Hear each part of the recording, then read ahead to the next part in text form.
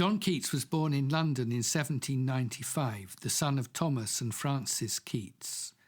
His father was in charge of an inn and its busy stables, and the prospects for the family looked good. When Keats was only 9 years old, however, his father was thrown from his horse and was discovered in the street, bleeding heavily. He died without regaining consciousness. His death was followed by that of the father-in-law, who had provided the family with financial security. In the meantime, 2 months after the death of her husband, Frances Keats had remarried. The overall effect of this combination of events was to undermine the financial and emotional security of the family, 3 boys and 1 girl. The disruption was completed when they were separated from their mother, going to live with their grandmother in Edmonton. This was not far from the school in Enfield, where Keats and his brother George had been placed.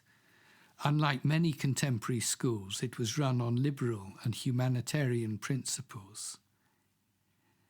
At school, Keats displayed a warm and generous personality, though he had a combative side, perhaps a response to the troubles of his childhood.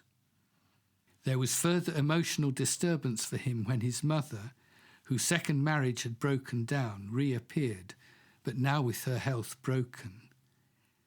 The shock displayed itself in his behaviour in school.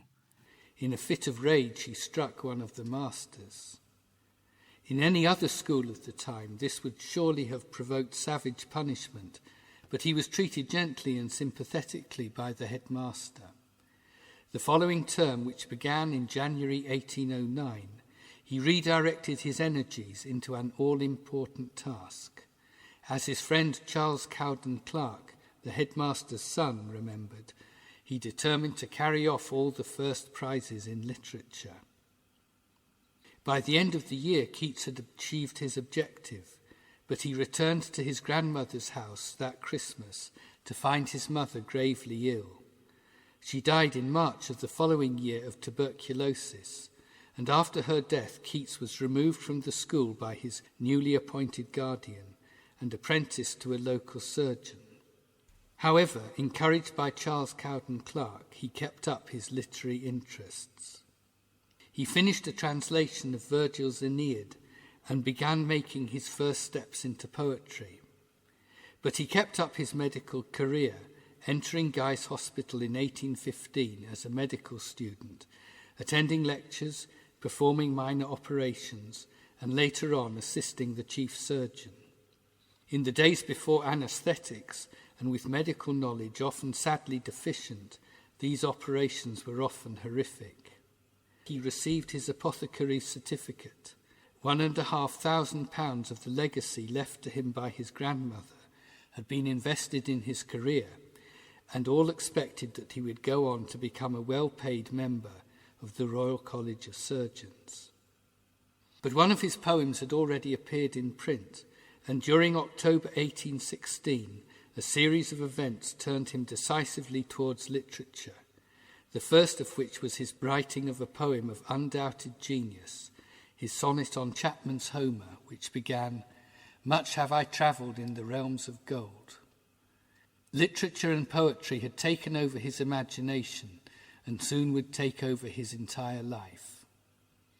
At this point, John Keats had less than 5 years to live. All his great work would come to fruition at an astonishing pace. It has been well said that his reputation actually rests on about 30 poems, but all his other poetic industry, though it produced works that are generally unread and have little critical status today, would contribute immensely to his achievement. In all, he would publish 3 volumes of poems, the first of which appeared in 1817. It was dedicated to Leigh Hunt, the courageous editor of The Examiner, the liberal newspaper which stood against the tide of reaction that had swept the country in the aftermath of the French Revolution. Keats both gained and lost through his association with Hunt. Though his horizons were broadened by Hunt's connections, including Shelley, his work was henceforth doomed to receive a partisan reception.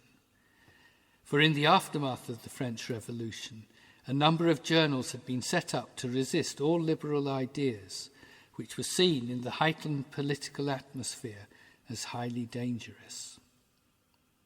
Keats was also seen as a straightforward acolyte of Hunt's somewhat contrived poetic style, which did him a great disservice.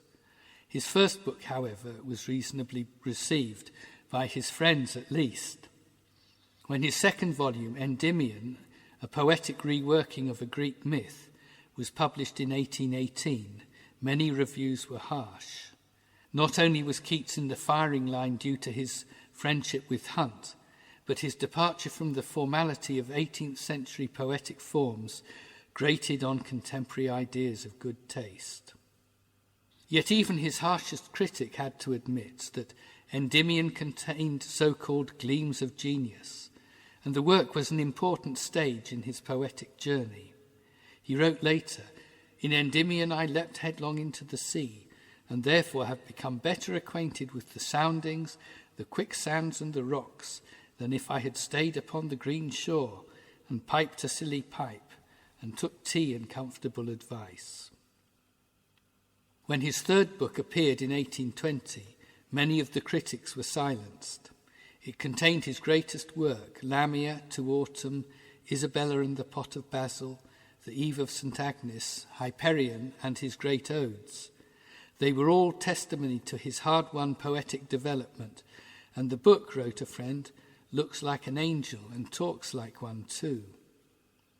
But Keats was beyond taking pleasure in his success.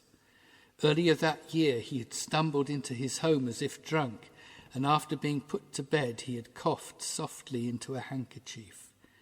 "There is blood from my mouth," he said. "Bring the candle, let me see this blood." Looking up, he said calmly, "I know the colour of that blood. It is arterial blood. I cannot be deceived in that colour. That drop of blood is my death warrant. I must die." From then on, his life began to unravel. A terrible bitterness that he could never marry his sweetheart, Fanny Brawne, that he was being patronised by his friends, that poetic success had eluded him, sometimes broke through his painstakingly created self-discipline. And so in the end he travelled to Italy, in the hope that he would recover in a warmer climate. But his illness was too far advanced. The tubercular bacillus, an unseen presence, a spirit of decay, to use phrases by Shelley, which reveal the limits of the contemporary understanding of disease before the germ theory, was inexorably gnawing at his lungs. In his small rented room by the Spanish Steps in Rome, he gradually slipped away. His last words were spoken to Joseph Seven, his artist friend, who, in his last days, had tried unsuccessfully to bring him into the Christian fold. "Don't breathe on me," said the dying poet. "It comes like ice." John Keats left behind him some of the richest poems in the English language and a collection of letters that sparkle with insights into poetry and the poetic vocation. He was, he wrote, straining at particles of light in the midst of a great darkness, with a hope that there was something in human nature tending to purify. He wrote of the quality he called negative capability, the ability to enter into other fields of being. "If a sparrow come before my window," he wrote, "I take part in its existence and pick about the gravel." 3 days after his death at the age of 25, he was buried in the Protestant cemetery in Rome. He had requested that his tombstone should simply read, "Here lies one whose name was writ in water."